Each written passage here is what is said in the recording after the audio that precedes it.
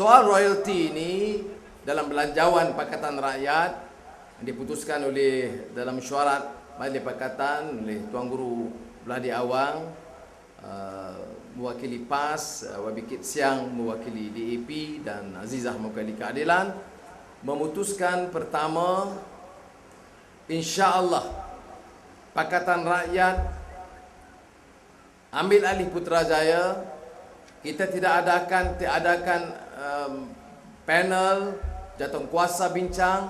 Insya-Allah kita akan tunaikan hak royalti 20% bagi 4 negeri yang berkenaan.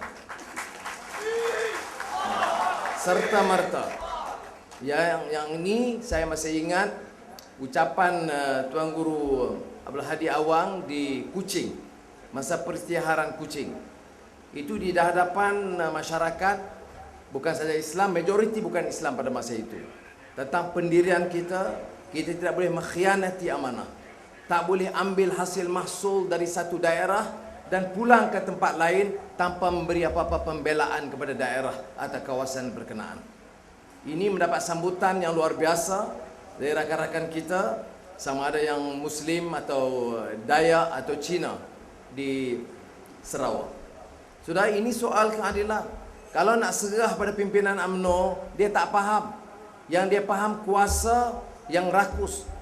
Janji macam mana pun, kalau dia janji itu buatan kuasa, dia nak kaji selepas pilihan raya, mustahil, memang tak boleh pakai puak-puak ni kerana tak boleh pegang janji mereka. Ya. Sebab itu satu. Tetapi dalam mesyuarat yang juga dikemukakan oleh Datuk Usman Musa, ada satu perkembangan baru yang kita tambah dalam belanjawan Pakatan Rakyat baru-baru ini, yang tidak termasuk dalam persefahaman kita atau muafakat kita sebelumnya. Apa dia?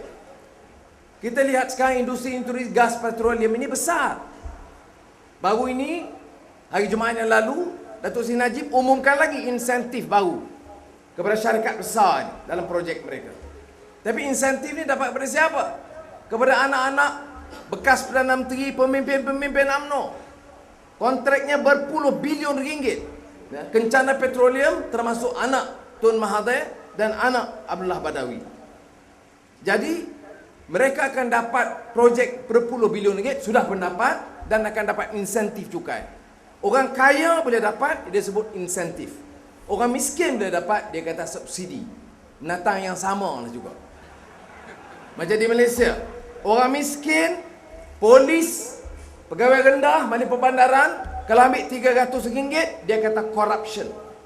Tapi kalau Perdana Menteri atau Menteri Pertahanan beli kapal selam, ambil 500 juta, dia kata commission. Jadi saya nak jumpa peguam yang mengenai commission ni, insya-Allah esok atau lusa. Kemudian balik Najib biar dia jawab. Baik. Tapi satu perkembangan baru yang telah kita umumkan dalam belanjawan Pakatan Rakyat ialah negeri-negeri ini yang berjasa mengembangkan, membantu perkembangan dan pembangunan ekonomi. Tetapi syarikat-syarikat besar itu dikontrol oleh keluarga di Kuala Lumpur. Maka kita dah putuskan, mulai tahun ini, sebaik saja insya-Allah kita ambil alih kuasa, kita akan serahkan sebahagian kerajaan-kerajaan negeri menubuhkan syarikat minyak dan gas mereka sendiri supaya mereka turut terlibat dan kerajaan persekutuan menjamin sebahagian daripada projek itu dijalankan oleh syarikat kerajaan negeri berkenaan. Ini besar kerana menambah daripada royalti. Kerana ini bermakna latihan, peluang pekerjaan, peluang perniagaan, pengurusan dalam satu industri yang paling kuat daya saingnya dan dianggap paling besar di negara.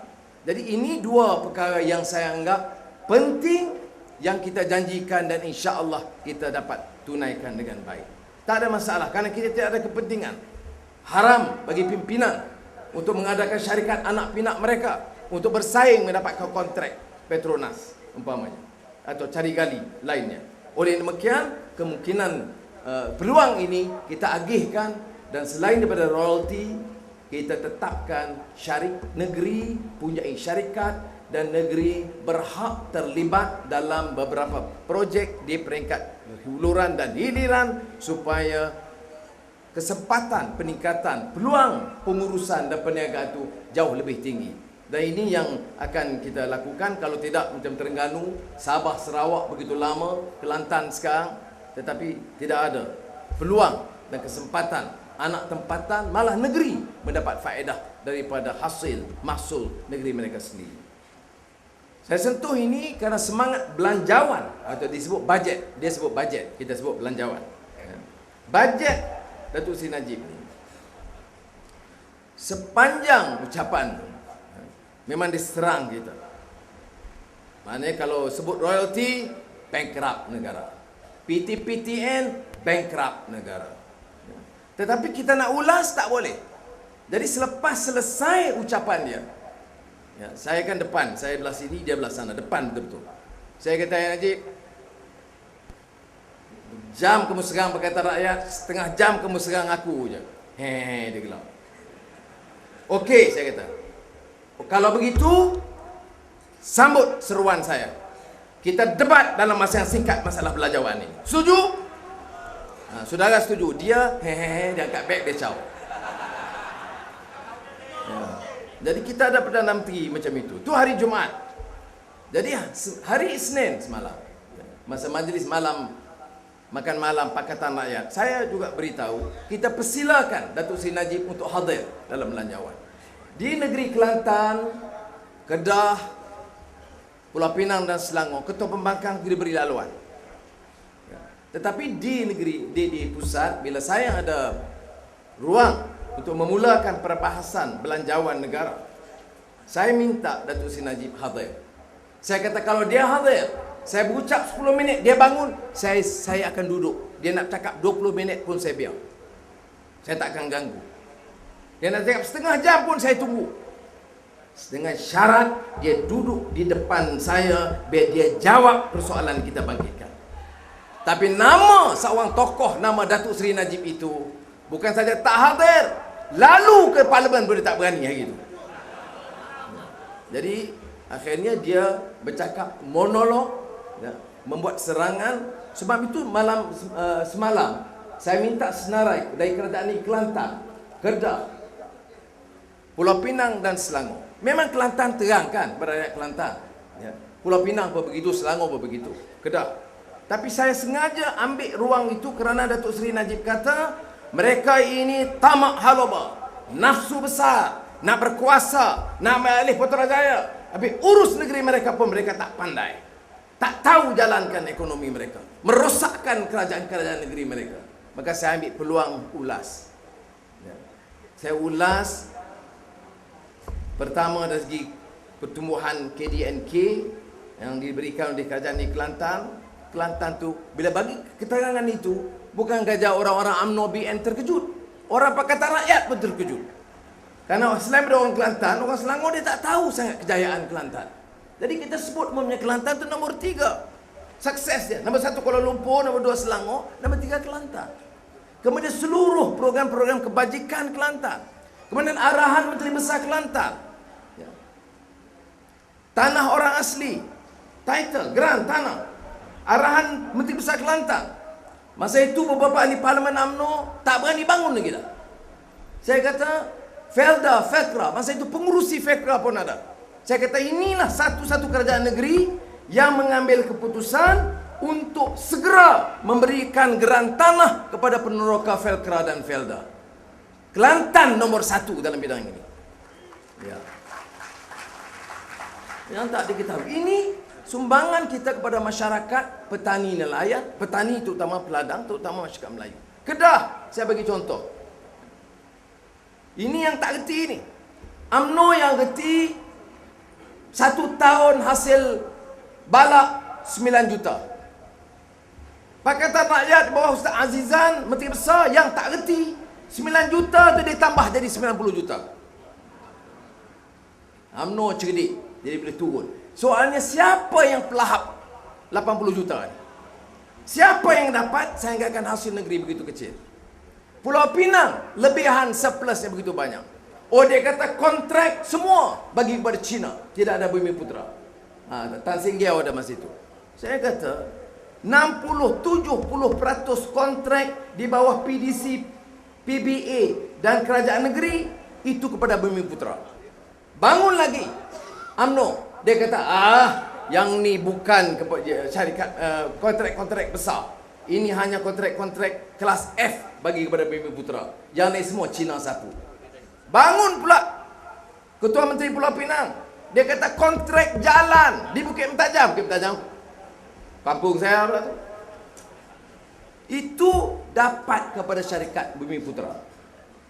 Takaful, insurans Kelantan, insurans Pulau Pinang, ada tender yang dapatnya itu syarikat Takaful Malaysia, yang dipunyai oleh orang Melayu dan orang Islam.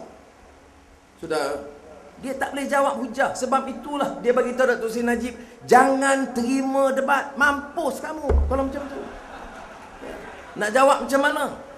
Yang dia menang tu fitnah saja. Lepas tu diam. Yang boleh dia kata kita ini bahkan diserang PAS juga hanya menjadi alat DAP, tak berani bangun jawab. Selangor, saya kata memang Tan Sri Khalid dan Menteri dan kerajaan ini Selangor tak pandai urus. Sebab itu ada lebihan 2.2 bilion ringgit satu tahun negeri Selangor.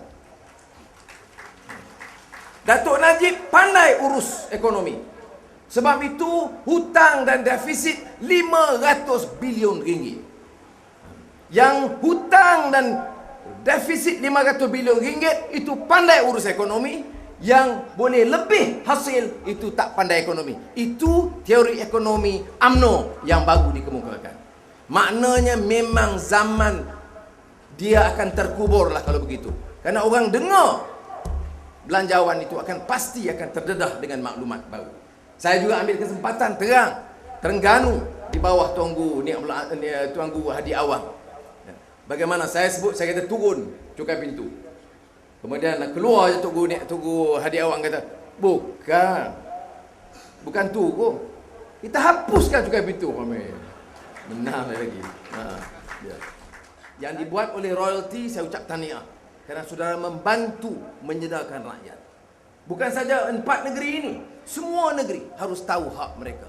Kerana kalau kita urus ekonomi dengan baik, tak curi wang, tak bocor, tak rasuah, saya yakin harga barang turun, pendapatan rakyat akan naik. Dalam masa singkat, kita akan usaha dan ikhtiarkan sebanyak mungkin, insya-Allah.